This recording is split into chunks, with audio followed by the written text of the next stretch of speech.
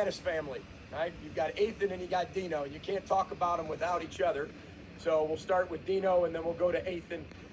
Dino's a wide receiver. Coach Glassgall is the head football coach there. This family's really important. I know that we talked about them on the Big Ten Network. Anytime you're talking about the quarterback and wide receiver of your program, Alex and Colleen have done a great job raising their family. Not only do they have their other jobs, they also own a pizza shop where I think they're all doing some big signing party with all the signees here soon. Again, going to Meg's question, all that connection that we're talking about. But when you're talking about Dino, actually does ballet to help his footwork. He's been doing it for quite a while right now. But he is a very talented player. He's going to be able to help us on special teams, help us at the wide receiver position. He is sneaky fast and he's sneaky strong. One of the hardest workers of the class when you look at what he's been able to do. When you're talking about Ethan, anytime you talk about the quarterback, it's a really important position. Ethan, in my opinion, is a little bit more of a dual threat quarterback. He can really run.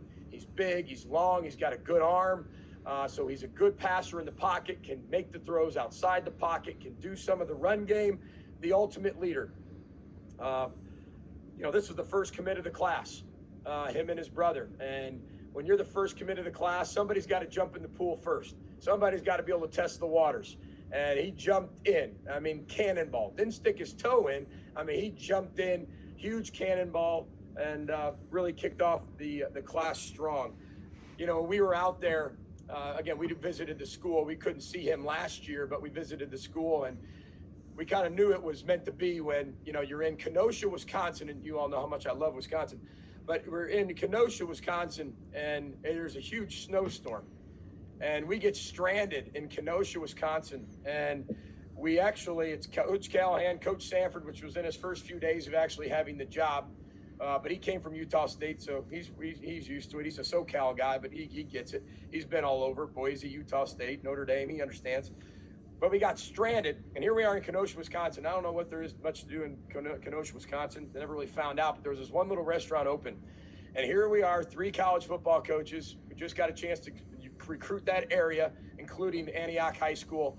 And there's nothing else to do inside this restaurant except there's a Scrabble board sitting over in the corner by this bookshelf. Yeah, it's the kind of restaurant it was. And so we grabbed the Scrabble board and played Scrabble all day, all night, because there was nothing else to do. It was either sit in your hotel room, we made calls, we made recruiting calls, did recruiting and played Scrabble, and checked each other to make sure that the words were accurate and actual words, because Coach Callahan thinks words are words at times, but sometimes aren't.